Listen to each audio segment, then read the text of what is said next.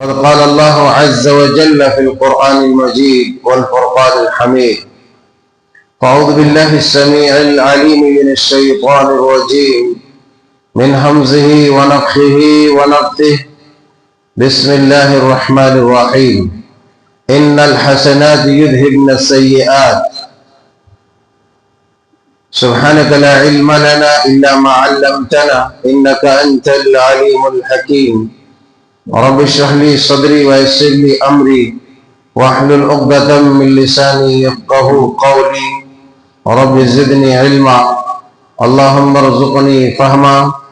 اللهم انفعنا بما علمتنا وعلمنا ما ينفعنا وزدنا علما. وربنا يسر ولا تعسر وتمم بالخير. اللہ وحدہ لا شریک، مالک کون و مکان، خالق ارض و سما، رب الودود، رب العالمین، احکم الحاکمین، ارحم الراحمین کا بھی پایا فضل و کرم ہے کہ اس نے اپنے فضل خاص سے ہم سب کو آہستہ دین، ایمان اور ہدایت پر زندہ و تابندہ رکھا ہے۔ ہر طرح کی زندگی گزارنے کی نعمتوں سے ہم کنار و سرفراز فرمایا ہے۔ سب سے بڑی نعمت ہدایت سے ہم کنار فرمایا ہے۔ اس لیے اللہ وحدہ لا شریک کا ہر حال میں شکر ادا کرنا چاہیے، اسی کی حمد بیان کرنی چاہیے، اسی کے لیے تسبیحات، تہلیلات اور تکبیرات کا ورد کرنی چاہیے۔ فللہ الحمد ولہ الشکر، سبحان اللہ وبحمدہ، سبحان اللہ العظیم، سبحان اللہ عدد ما خلق۔ اللہم صلی علی محمد وعلی آل محمد کما صلیت علی ابراہیم وعلی آل ابراہیم انک حمید مجید۔ اللہم بارک علی محمد وعلی آل محمد کما بارکت علی ابراہیم وعلی آل ابراہیم انک حمید مجید۔ عزیزان گرامی، نوجوانان قوم و ملت، خواتین ملت اسلامیہ، پیارے بچوں، آج کے اس خطبہ جمعہ میں ایک حدیث پاک کی شرح، جو حدیث پاک امام مسلم رحمہ اللہ علیہ نے اپنی صحیح یعنی معرفۃ الآراء کتاب صحیح مسلم کے اندر ذکر فرمایا ہے۔ کتاب الفتن و اشراط الساعہ میں آپ نے بیان فرمایا ہے، ایک حدیث رقم کی ہے جس میں 5 ایسے فتنوں کا ذکر ہے جن فتنوں کے متعلق آدمی بہت کم جانتا ہے، اور اگر کچھ لوگ جانتے بھی ہیں تو تجاہل عارفانہ سے کام لیتے ہیں، جانتے ہوئے انجان بن جاتے ہیں۔ تو انہیں فتنوں کے تدارک اور ان فتنوں کا سد باب کیسے ہو سکے، کیسے ہم بچ سکیں، انشاءاللہ حدیث پاک جو صحیح مسلم شریف کتاب الفتن و اشراط الساعہ میں موجود ہے، آپ کی سماعتوں کے حوالے کروں گا۔ قبل ازل کی میں حدیث پاک پڑھوں، آیت کریمہ اللہ رب العزت نے بیان فرمایا، ان الحسنات یذہبن السیئات، یقیناً نیکیاں برائیوں کو لے جاتی ہیں، نیکیاں برائیوں کو مٹا دیتی ہے۔ تو نیکیاں کرتے رہیے، اور جب آپ نیکی کرتے رہیں گے تو اپنے آپ ان نیکیوں کی حفاظت کے سامان بھی آپ تیار کریں گے، اور اگر کبھی بھول چوک ہو بھی جائے تو اللہ تبارک و تعالیٰ ان نیکیوں کے عوض، ان نیکیوں کی وجہ سے، کثرت نیکی کی وجہ سے آپ کے گناہ کو مٹا دے گا۔ حضرت حذیفہ بن یمان رضی اللہ تعالی عنہ بیان فرماتے ہیں کہ سمعت رسول اللہ صلی اللہ علیہ وسلم یقول، فتنة الرجل في أهله وماله ونفسه وولده وجاره يكفرها الصيام والصلاة والصدقة والأمر بالمعروف والنهي عن المنکر. یہ حدیث پاک ہے جس کی شرح میں آپ کی سماعتوں کے حوالے کرنے کی سعادت حاصل کر رہا ہوں. اللہ تعالی حدیث پاک کی حقانیت اور اس کی صحیح معنویت کی تشریح کرنے اور ہم سب کو کما حق کہو سننے اور عمل کرنے کی توفیق عطا فرمائے. حضرت حذیفہ بن یمان رضی اللہ تعالیٰ عنہ بیان فرماتے ہیں کہ میں نے نبی کریم صلی اللہ علیہ وسلم کو ارشاد فرماتے ہوئے سنا. آپ وہ بیان فرما رہے تھے کہ فتنۃ الرجل فی اہلہ، ایک آدمی کے لیے فتنہ، دن بھر کوئی نہ کوئی کہیں نہ کہیں کہتے رہتا ہے کہ فتنوں سے بچ کر کے رہنا. کہاں کہاں فتنہ ہے، کس کس انداز میں آ سکتا ہے، اس کا تدارک، اس کا علم، اس کی جانکاری ضروری ہے.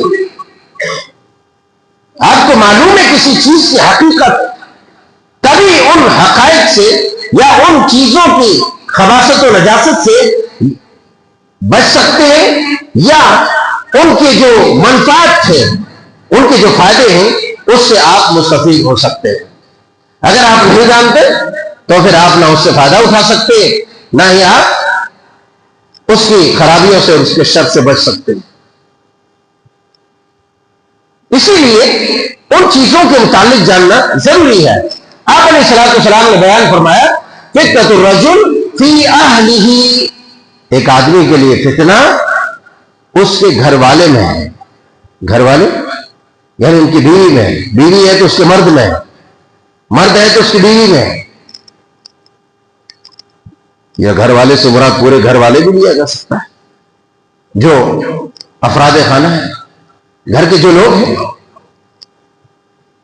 تو ایک آدمی کے لیے فتنہ اس کے گھر والے میں، اگر مرد ہے تو بیوی میں ہے، بیوی ہے تو اس کے مرد میں، اس کے شوہر میں، یا گھر کے جمی افراد میں فتنہ.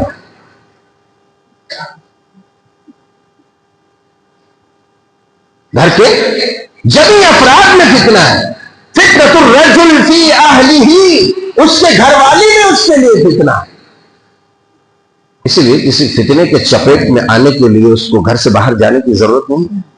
گھر بیٹھے بیٹھے بھی اس کا ایمان جا سکتا ہے، گھر بیٹھے بیٹھے بھی اس سے غلط کام ہو سکتا ہے، گھر بیٹھے بیٹھے بھی وہ معصیات و منکرات کا ارتکاب کر سکتا ہے، گھر بیٹھے بیٹھے وہ کبائر و صغائر کا ارتکاب کر سکتا ہے، گھر بیٹھے بیٹھے وہ اللہ کی بڑی بڑی نافرمانیوں کو سر انجام دے سکتا ہے. فتنۃ الرجل فی اہلہ، اس کے گھر والوں میں اس کا فتنہ ہے. ومالہ، اس کے مال میں اس کے لیے فتنہ ہے. ونفسہ، خود اس کی ذات میں، اس کے نفس میں، اس کے اندر اس کے لیے فتنہ ہے.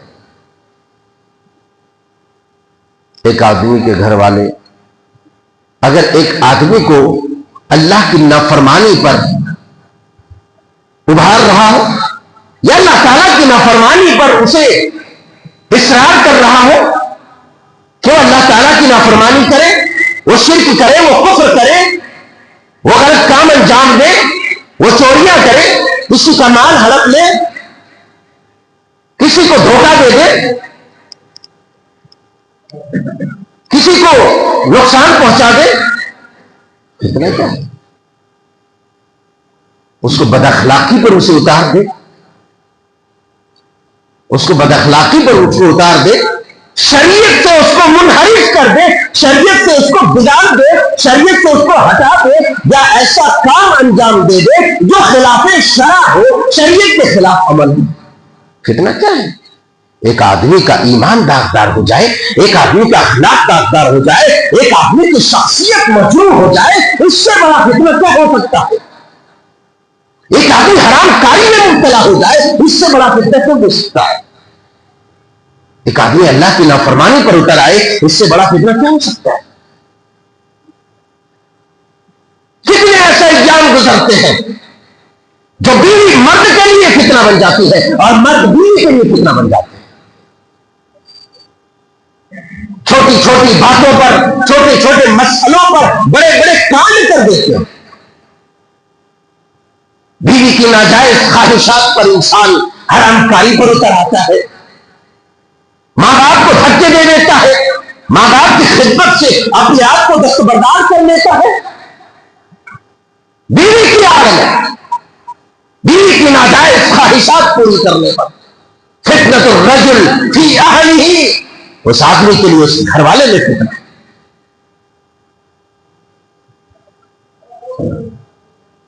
میں یہ نہیں کہہ رہا کہ کوئی بھی آدمی اپنی بیوی کی حق تلفی کرے اور فقط صرف اپنے ماں باپ کے حقوق کو پورا کرے۔ اگر وہ ماں باپ کے صرف حقوق کو پورا کرتا ہے اور بیوی کی حق تلفی کرتا ہے تو بھی وہ اللہ کا مجرم ہے، تو بھی وہ حقوق العباد کا مجرم ہے۔ اس لیے یہ دین، یہ اسلام، یہ شریعت میانہ روی کو پسند کرتی ہے۔ ہم امت وسط ہیں، معتدل میڈیم طبقے کے ہم لوگ ہیں، اور دین بھی یہی چاہتا ہے، شریعت بھی یہی چاہتی ہے کہ انسان کسی بھی چیز کی گہرائی میں نہ ڈوب جائے اور کسی چیز سے بالکل نکل نہ جائے، یعنی کسی چیز میں شدت اختیار نہ کرے یا کسی بھی چیز کو ہلکے میں نہ دے۔ اگر آپ شریعت پر عمل کرتے تو بعض دفعہ ہوتا ہے بہت سارے لوگ اس قدر غلو کر جاتے ہیں، اس قدر شدت اختیار کر لیتے ہیں کہ اگر کسی سے چھوٹی سی غلطی سرزد ہو گئی تو کافر ہی ہو گیا، کہہ دیتے وہ تو کافر ہی ہو گیا، ایسا جیسے سب سے بڑا متقی یہی ہے، سب سے بڑا ایمان والا یہی ہے، سب سے بڑا وفا شعار یہی ہے، سب سے بڑا پرہیزگار یہی ہے۔ ایسا نہیں، ہم امت وسط ہیں، اعتدال کو ہمیں بحال رکھنا ہے، میانہ روی کو برقرار رکھنا۔ اگر ایسا نہیں ہوتا ہے، ہم شدت میں چلے جاتے ہیں تو شدت پسندی کی وجہ سے آپ جانتے کتنے لوگ شریعت سے منحرف ہو جاتے ہیں، شریعت سے عقائد میں فسادات، اعمال میں غلو، عقیدت میں غلو، محبت میں غلو، یہ سب کیا ہے؟ یہ شدت پسندی ہے۔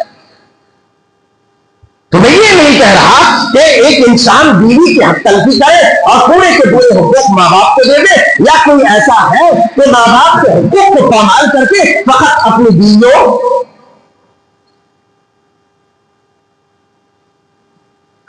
بیویوں کی خدمت میں لگا رہے۔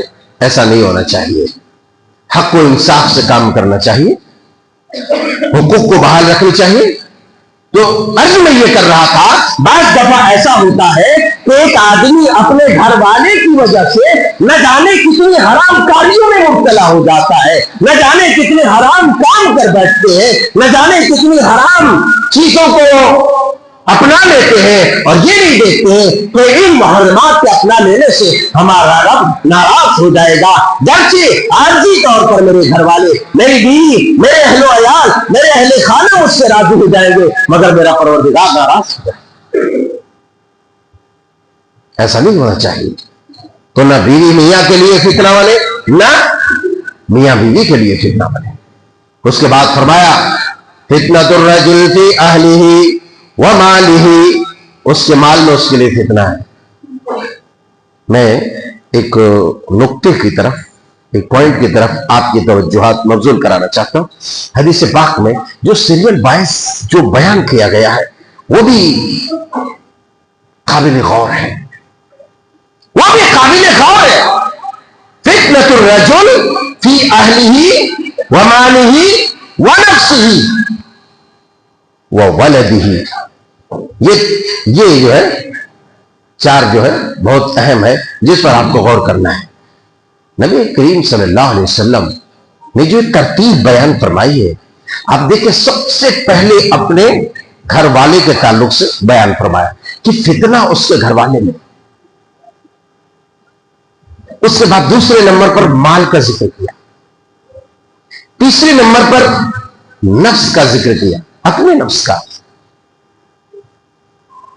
تیسرے نمبر پر انسان کے نفس کا تذکرہ فرمایا اور چوتھے نمبر پر اس کی اولاد کا ذکر فرمایا.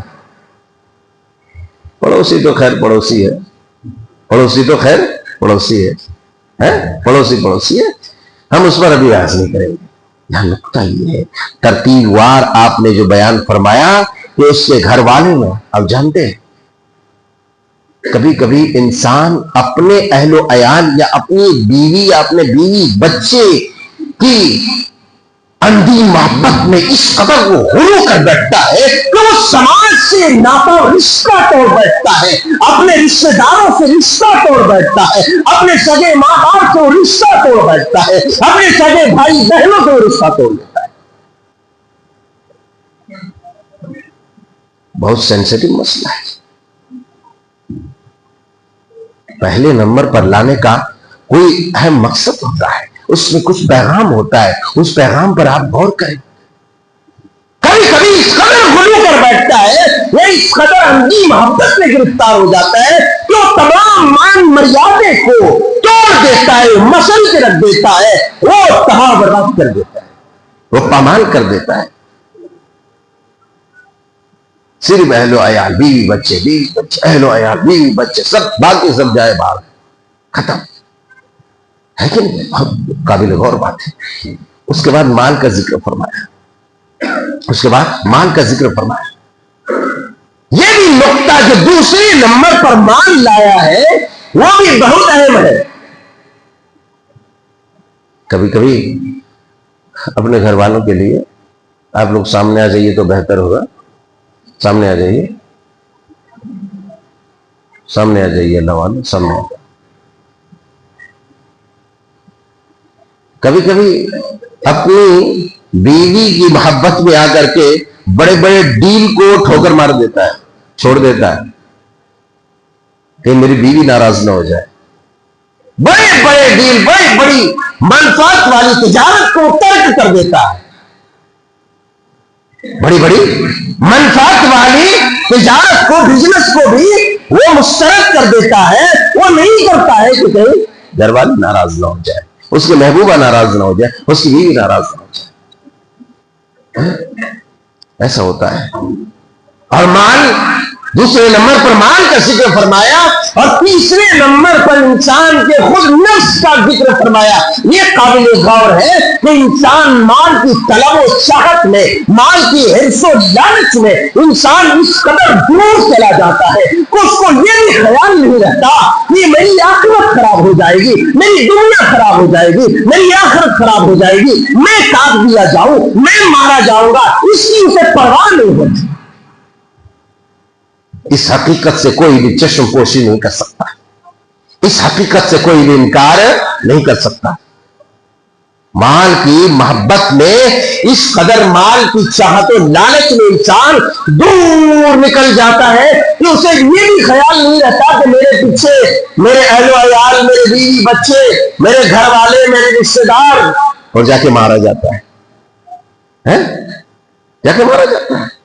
آپ نے کتنے نیوز میں، کتنے ویڈیوز میں، کتنے اخبارات میں اور کتنے جو ہے خبروں میں یہ سنا ہوگا کہ بھائی اتنے لاکھ روپے کے لیے اس کو مار دیا، اس نے اس کو مار دیا، اتنے ہزار کے لیے اس نے اس کو مار دیا، اس نے اس کو مار دیا. ٹھیک ہے، مال کے حص. اور آپ جانتے ہیں اللہ کے نبی صلی اللہ علیہ وسلم نے فرمایا لِكُلِّ أُمَّةٍ فِتْنَةٌ وَفِتْنَةُ أُمَّتِيَ الْمَالُ. آپ نے بیان فرمایا کہ لِكُلِّ أُمَّةٍ فِتْنَةٌ وَفِتْنَةُ أُمَّتِيَ الْمَالُ، کہ ہر امت میں ایسا فتنہ رہا ہے جو اس سے ایمان، دین، اخلاق، کردار، اس کی دنیا آخرت سب تباہ کر دے. ایک فتنہ ایسا ہوتا ہے ہر امت میں، خاص فتنہ رہا. فتنے تو بہت ہے، مگر ایک فتنہ ایسا رہا ہے جس فتنے میں پڑنے کے بعد انسان لکیر کا فقیر بن جاتا، کچھ بھی نہیں رہتا اس کے پاس. وَفِتْنَةُ أُمَّتِيَ الْمَالُ، اور میری امت کا فتنہ مال ہے، میری امت کا فتنہ مال ہے. آپ دیکھ رہے ہیں انسان مال کی طلب میں سب کچھ تباہ کر بیٹھتا ہے، ایمان، دین، اخلاق، کردار سب تباہ کر دیتا ہے، سب برباد کر دیتا ہے، دین، زمین سب بیچ دیتا ہے چند کوڑیوں کی وجہ سے، نہ جانے کیسی کیسی جھوٹی جھوٹی گواہیاں دے دیتا ہے چند کوڑیوں کی وجہ سے، چھوٹی سی پراپرٹی کی وجہ سے نہ جانے کتنا بڑا جھوٹ بول دیتا ہے اور نہ جانے کیا کیا کر بیٹھتا ہے۔ اللہ اللہ، ایسے آدمی دنیا کی نگاہ میں بھی گر جاتا ہے، ایسا آدمی اللہ کی نگاہ میں وہ تو تباہ برباد ہو جاتا ہے اور اللہ تعالیٰ کا بڑا بدترین مجرم بندہ ہوتا ہے۔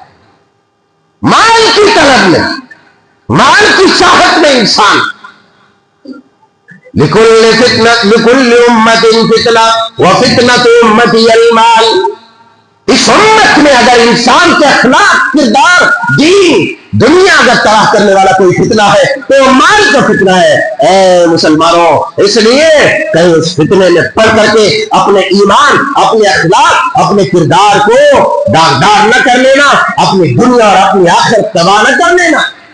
نبی آخر الزمان جناب محمد رسول اللہ صلی اللہ علیہ وسلم کا ارشاد گرامی ہے، صحیح مسلم شریف کتاب الایمان میں، سنن ترمذی شریف ابواب الفتن میں آپ علیہ السلام بیان فرماتے ہیں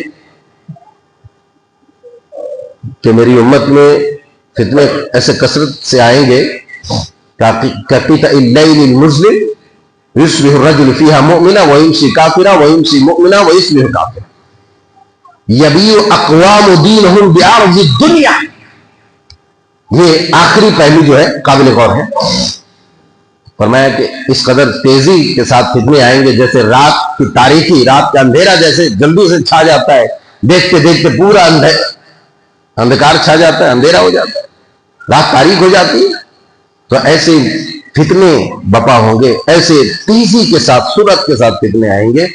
تو کچھ لوگ جو مسلمان ہوں گے، صبح کے وقت ایمان والے، شام میں جو ہے بے ایمان ہو جائیں گے، کافر ہو جائیں گے۔ وہ بے ایمان نہیں جو عام حالات میں اس کو بول دیتے ہیں، جو تقیہ کلام بن چکا ہے آدمی، ارے بے ایمان، ارے بے ایمان، دو بے ایمان نہیں، یعنی اپنے دین ایمان کو گواہ بیٹھے گا، اپنے اخلاق کو تو گواہ ہی بیٹھے گا۔ جو دین ایمان گواہ بیٹھا اس کے پاس اخلاق کہاں سے رہے گا؟ اور جو شام کے وقت مومن مسلمان ہوگا، دیکھتے دیکھتے صبح ہوتے ہوتے اس کا ایمان چلا جائے گا۔ یَبِيعُ أَقْوَامُ دِينَهُمْ بِعَرْضِ الدُّنْيَا،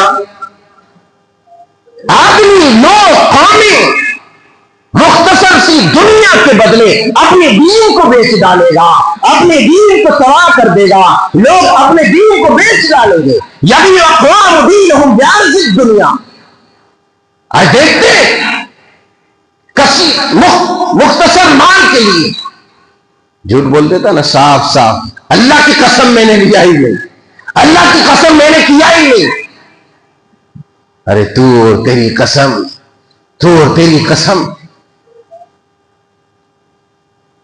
یہ لعنت کا سبب ہو جائے، لعنت کا سبب۔ یعنی اقوام دینہم بعرض الدنیا، چاہے وہ دین کے نام پر کرتے ہو یا دنیا کے نام پر کرتے ہو یا دھاندلی سے کرتے ہو، اپنے ایمان کو مختصر سے مال کے ذریعے بیچ ڈالے گا۔ دیکھتا کہ تھوڑا سا فائدہ یہاں ہو رہا ہے، بس ارے کون دیکھتا ہے، ابھی دلی بہت دور ہے، قیامت کہاں ابھی آنی ہے، موت کا فرشتہ کہاں آنا ہے۔ یبیع اقوام دینہم بعرض الدنیا، وہاں ہاتھ صاف کر دیتا ہے، جیب گرم کر لیتا، نکل جاتا پتلی گلی سے۔ ایمان کو بیچ دیا ہے، کسی کے خلاف کسی کو بھڑکانے کے لیے چند کوڑی دے دیا، بس لے لو بابو، لے لو، چل گواہی دے دینا۔ ضمیر بیچ دیا، ضمیر فروش، ایمان بیچنے والا، یہ بہت بڑا اللہ کا مجرم بندہ ہے۔ بہرحال میں چاہتا تھا کہ حدیث پاک مکمل کروں، لیکن وقت اجازت نہیں دیتا۔ انشاءاللہ آئندہ خطبے میں اس حدیث پاک کی جو مسلم شریف کی اصل حدیث میں نے آپ کے سماعتوں کے حوالے کی، مگر مکمل شرح نہیں ہو سکی، آئندہ خطبے میں انشاءاللہ اس کی شرح بیان کریں گے۔ اللہ تعالیٰ سے دعا ہے کہ مولا کریم ہم سب کے دین ایمان کی حفاظت فرما، ہر طرح کے فتنوں سے ہماری حفاظت فرما۔ اللہ جہاں بھی مومن مسلمان بگڑ رہے ہیں، پروردگار عالم ان کو، ہم سب کو دین پر ثابت قدم رکھ۔ آمین، تقبل یا رب العالمین۔